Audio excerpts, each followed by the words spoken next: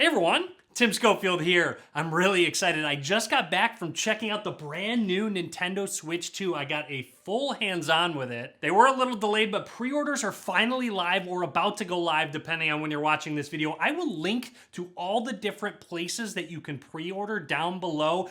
I'd recommend getting in line early, so go down there and click those links, have all of them ready to go so that you could potentially pre-order the Switch 2. Also, they gave me this really nice backpack that has some goodies in it as well, and I'd like to just give it away to one of you. So drop a comment down below what you think of the Switch 2 or just anything in general. One comment per person. Also, be sure to share this video and subscribe as well. I'll just pick a random comment down below and pin it up towards the top in about a week. So let's dive into it. I want to give my full thoughts on the brand new console from Nintendo, the Switch 2. Talk about the differences between the original Switch and even the OLED as well. Let's get started. Let's take a look at the hardware of the Switch 2. Right away, it felt more comfortable to hold in my hand because it is a little bit larger and you have more space between the buttons and the joysticks. The button placement is very similar to the previous console, so it's really easy to transition. It was no problem just jumping right into games and knowing right where everything was. Overall, the Switch 2 is extremely premium all throughout, as expected. The buttons themselves have a little softer press. They're not quite as clicky, which is a welcome change in my opinion. It's obviously larger with a larger 7.9-inch display, but they did keep it the same thickness, 13.9 millimeters. However, with the larger chassis and size, you're probably not going to be able to put it in your pocket anymore. Yes, with the older one, I could put it in my pocket. It would still stick out, but that was an option. It's also noticeably heavier, which was expected, but just keep that in mind for those longer gaming sessions. It might make a difference. That 7.9-inch screen now comes in 1080p resolution, which is a huge jump and very noticeable difference from 720p. It looks really good overall. Yes, I wish they would have pushed it a little higher, maybe 1440p resolution. The screen also goes up to 120 hertz, so you can take advantage of games in 120 frames per second. This was extremely noticeable and a huge change. Games looked really smooth. Everything in general just looked so much smoother and more fluid. This was a big topic of conversation. It uses LCD technology, so no OLED this time around. You guys know I love OLED. Hopefully in the future they come out with an OLED model, who knows? But again, LCD sort of makes sense since they went with that 120 hertz refresh rate, but again, it's not quite the best of the best technology. Another big difference is HDR support, so that dynamic range is going to look a lot better with the brights and dark scenes, so everything's going to look more natural, more colorful. Everything will just look better, and they're going to remaster previous games like Zelda for this display and console. I was really excited to check out the new JoyCons. There's a big update. No more trying to find that slot to really slide them into. First of all, the sticks on the left and right-hand side are bigger, which was a huge quality of life change. Plus, those SL and SR buttons on the inside of the controller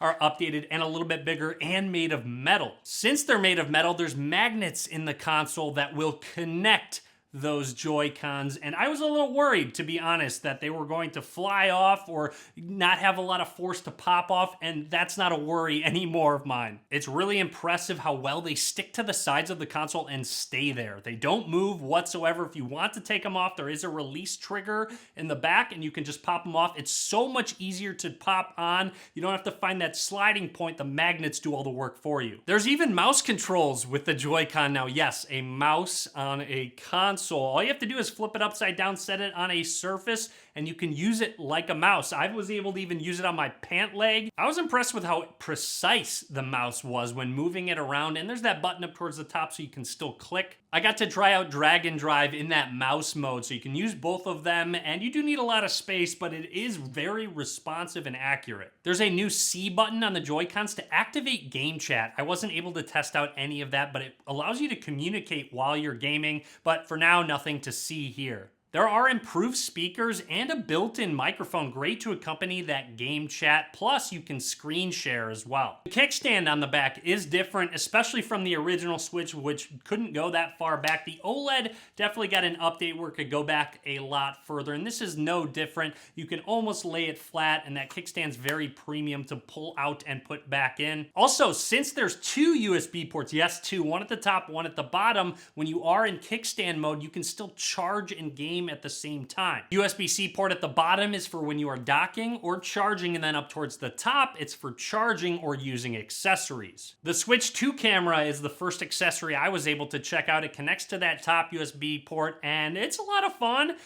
Games can definitely take advantage of it. You can see yourself on the screen. The game that we played was a good time. I could see a lot of group activities happening with this webcam because it could capture all of our faces. Granted, the quality wasn't the highest overall, but I don't think that's necessarily the point. I think the point is to capture the motion. That's the biggest thing you need. There is an updated dock when you connect it to a television or monitor. It allows for 4K, 60 frames per second. We didn't really get to see the dock all that much, but there is a fan ventilation in the back which will help monitor and manage those temperatures. And taking a look at those connections in the back, it's HDMI, USB-C, and an Ethernet port for the internet. The game cartridges are actually the exact same size, which is nice because I can take one out of my older Switch and put it into the Switch 2 if it's a compatible game. Granted, the Switch 2 has faster data writing speeds for those updated games, and the red cartridges mean it's a Switch 2 game. These games are also going to take up more space. Because of the higher resolution, higher graphics, and more,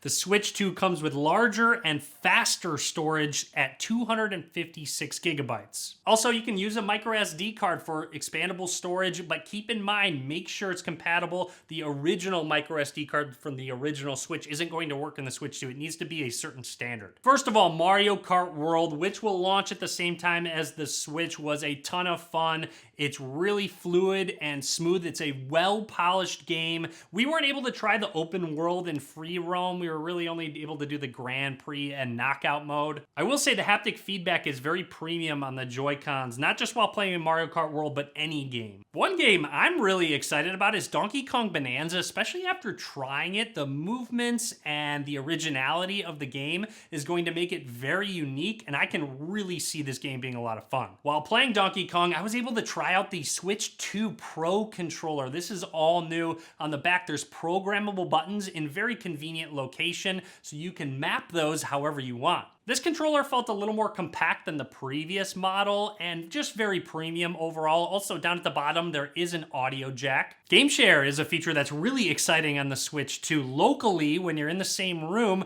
on the Switch 2, only one person needs to buy the game and they can share it with someone else in the room. This can be with a previous Switch model as well. You can even do this online via game chat, but only on the Switch 2 models where one person, again, just has to buy the game and they can share the game with, I think, up to 3 other Nintendo Switch 2 users. This is a really great way to get friends to play the same game together, but also more of a trial in case it's a game you might want to buy in the future. A couple things I want to make note of in terms of specs. It says a custom processor made by NVIDIA, and overall, I didn't see any stutters. Everything was extremely smooth. I wasn't able to go to any menus or settings or anything like that. It was fairly tailored and locked down. Also, Wi-Fi 6 is included, which is a welcome addition. I would have liked to have seen Wi-Fi 7 to future-proof it, but still, you'll notice faster speeds and better connectivity with Wi-Fi 6. You will see a larger battery at 5,220 milliamp hours, which is significantly bigger than previous models, but that doesn't necessarily mean better battery life. On Nintendo's site, it says you can get 2 to 6.5 hours of game time, depending on whatever game it is you're playing. Higher end games are going to drain battery faster, which is a lower amount of time than the original Switch and even the OLED Switch as well, which both say you can get 4.5 to 9 hours of game time. So with that in mind, I'm guessing the Switch 2's battery life is going to be worse than any of the previous models. Nintendo also mentions it will take about 3 hours to go from 0 to 100% while charging. Anyways, that's it for me on the Nintendo Switch 2. I had a ton of fun playing all those games, checking out the hardware, especially those new Joy-Cons. It's so satisfying to click them on the side of the console. And I know it's not OLED, but that display is a welcome upgrade from the previous generation, especially with that higher frame rate. And of course, really excited to see all the new Switch 2 games that are going to be coming out. So that's it for me. Drop a comment. Let me know what you think about the Switch 2. A lot more content coming from me once I get my hands on one. So be sure to subscribe. Be sure to give this video a thumbs up. And as always, thanks for watching.